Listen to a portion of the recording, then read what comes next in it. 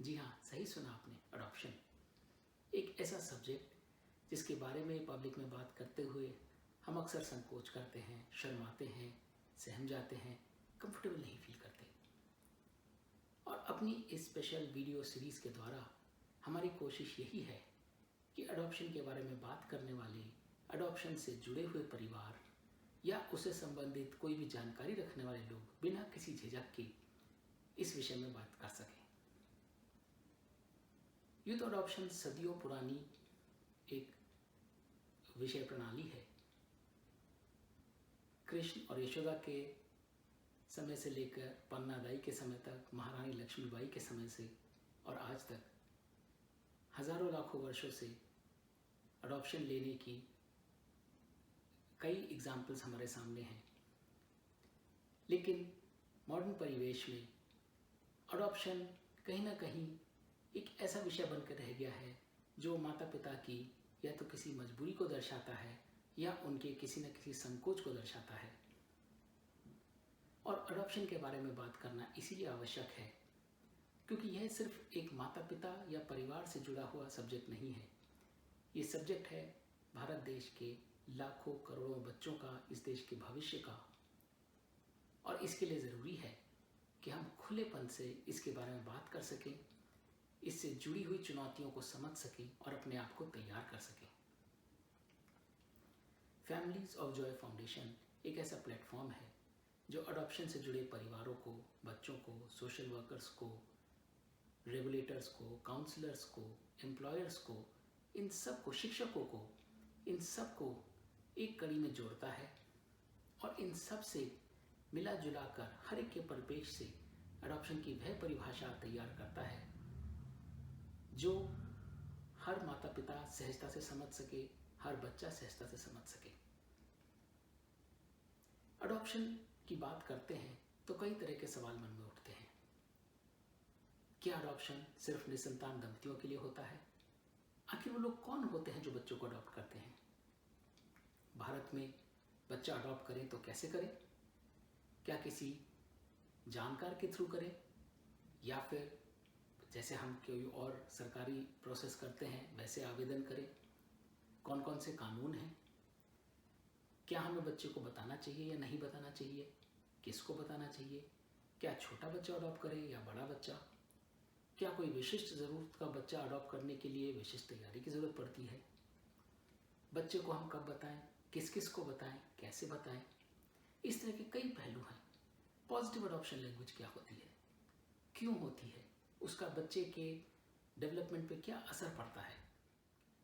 हमारा प्रयास यह है कि संक्षेप में हम आपको अडॉप्शन से जुड़े सभी पहलुओं के बारे में अवगत कराएं और उसके बाद यदि आपको अधिक जानकारी चाहिए हो तो आप नीचे डिस्क्रिप्शन में दिए गए लिंक पर हमको ईमेल भेज सकते हैं। हमारा ईमेल आईडी है mail@familiesofjoy.org। और इससे जुड़े किन्हीं भी सवालों का उत्तर जानने के लिए, चर्चाओं में भाग लेने के लिए, काउंसलिंग या सलाह लेने के लिए आप हमसे जुड़ सकते हैं। इस श्रृंखला को शुरू करने के संदर्भ में कारा के सीईओ कर्नल दीपक कुमार का एक विशेष संदेश है। आइए पहले उसे सुनते हैं। नमस्कार दोस्तों, मुझे खुशी हो रही है आप लोगों से बात करके। नवंबर हम इंटरनेशनल अडॉप्शन मंथ मनाते हैं और इसमें हम कई सारे प्रोग्राम करते हैं जिससे हम जागरूकता फैला सकें। एडॉप्शन एक बहुत ही बढ़िया तरीका है उन बच्चों को रिहैबिलिटेट करने के लिए जिनका कोई घर परिवार नहीं है, और हम इस दिशा में भारत सरकार की ओर से कटिबद्ध हैं कि हर बच्चे को एक सुरक्षित माहौल प्रदान करें। इसके लिए अनेक स्टेक होल्डर्स हैं जो हमारे साथ मिलकर काम करते हैं, जिसमें गवर्नमेंट के कुछ स्टैट्यूटरी एजेंसीज भी हैं और कई सारे नॉन गवर्नमेंटल एनजीओज भी हैं जो हमारी मदद करते हैं। और उनमें से एक फैमिलीज ऑफ जॉय भी है जो काफ़ी कार्यरत है हमारे साथ। कई प्रोग्राम में वो हमें सहयोग करते हैं, सो मैं उनको भी धन्यवाद देना चाहता हूँ और मैं आशा करता हूँ कि हम इस प्रोग्राम को और बेहतर करेंगे। थोड़ी बहुत जो कमियाँ अभी भी रह गई हैं उनके लिए भी हम कार्यरत हैं, जैसे कि काउंसलिंग की फैसिलिटीज़ हैं, ओल्डर बच्चों की रिहैबिलिटेशन है। इन सब विषयों पर हम चर्चा करते रहते हैं कि कैसे इनको हम और आगे बढ़ाएं, कैसे हम कोशिश करें कि हमारे बच्चे को सुरक्षित घर और अच्छे लविंग केयरिंग फैमिलीज़ मिल सके। इस दिशा में जो भी हमें सहयोग करना चाहते हैं, हम उनको उनको आमंत्रित करते हैं कि हमसे आएँ, जुड़ें। और NGOs जैसे फैमिलीज़ ऑफ जॉय काम कर रही है, उस तरह से कई और अनेक NGOs भी हैं। ये मिल के एक सिविल सोसाइटी सरकार की ज़रूर मदद कर सकती है, जिसमें हम बच्चे की रिहैबिलिटेशन और बेहतर कर सकें। धन्यवाद और सभी को ऑल द बेस्ट। सबसे पहले यह जान लेना ज़रूरी है कि अडॉप्शन क्या है, क्यों होता है, कौन लोग इसे करते हैं। परंपरागत से देखें तो यही माना गया है कि यदि माता पिता अपने परिवार में एक बच्चे का प्रजनन करने में असमर्थ रहे हों तो वह बच्चे को अडॉप्ट कर सकते हैं। किंतु आज हमारे सामने ऐसे अनेक उदाहरण हैं जिसमें यह सीमा कहीं भी मायने नहीं रखती। ऐसे कई परिवार हैं जो बिना किसी कमी या वजह के बच्चे को अडॉप्ट करने के लिए स्वतः सामने आते हैं। ऐसे परिवार भी हैं जिनके द्वारा अपना प्रजनन किया हुआ एक बच्चा है और उन्होंने दूसरे को गोद लिया है।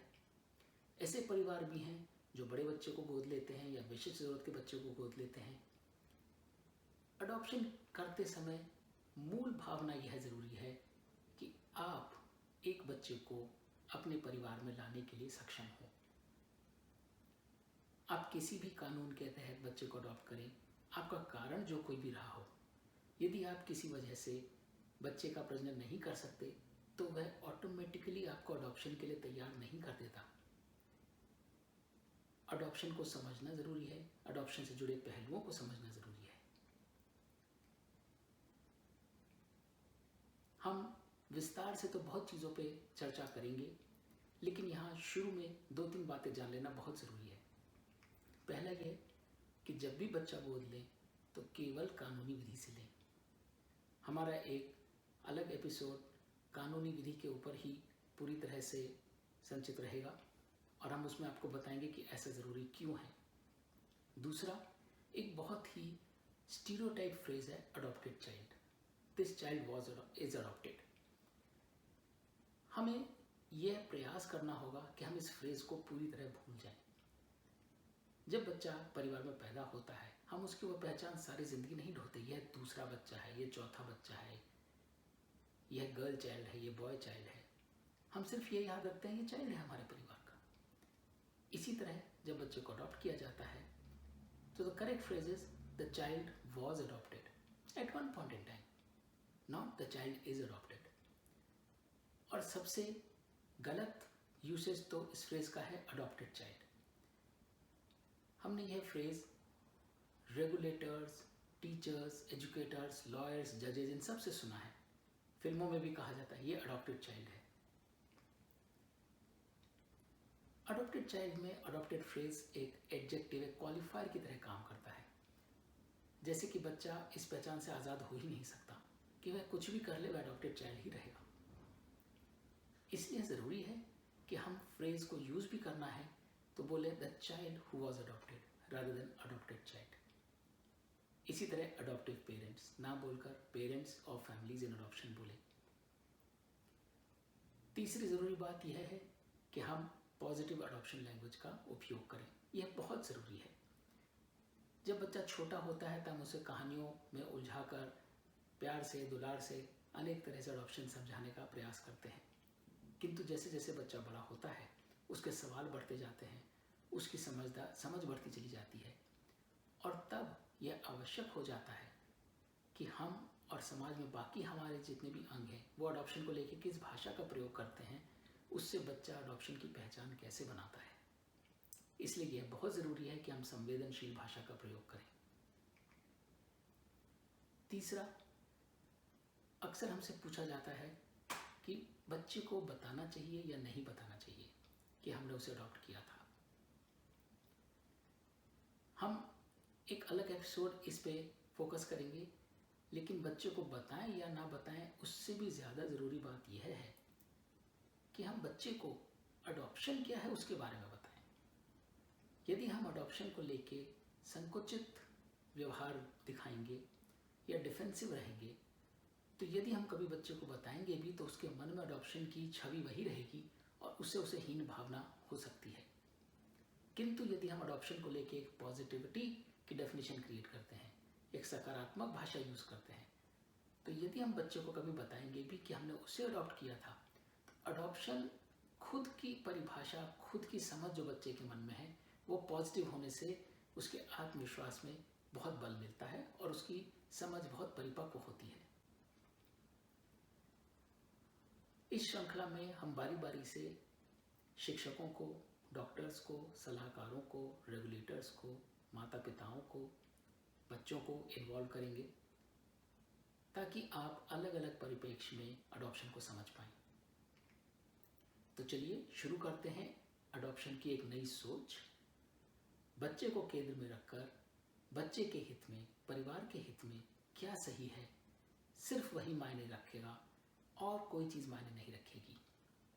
आपके कोई भी सुझाव हो, प्रश्न हो तो आप बेझिझक हमें लिखिए और हम आशा करते हैं कि इस श्रृंखला के ज़रिए आप अडॉप्शन के बारे में बहुत कुछ नया भी सीखेंगे, बहुत कुछ नया शेयर भी करेंगे और उम्मीद करते हैं कि जब हम अडॉप्शन की बात करना चाहेंगे तो बिना किसी संकोच, बिना किसी झिझक बात कर सकेंगे। नमस्कार।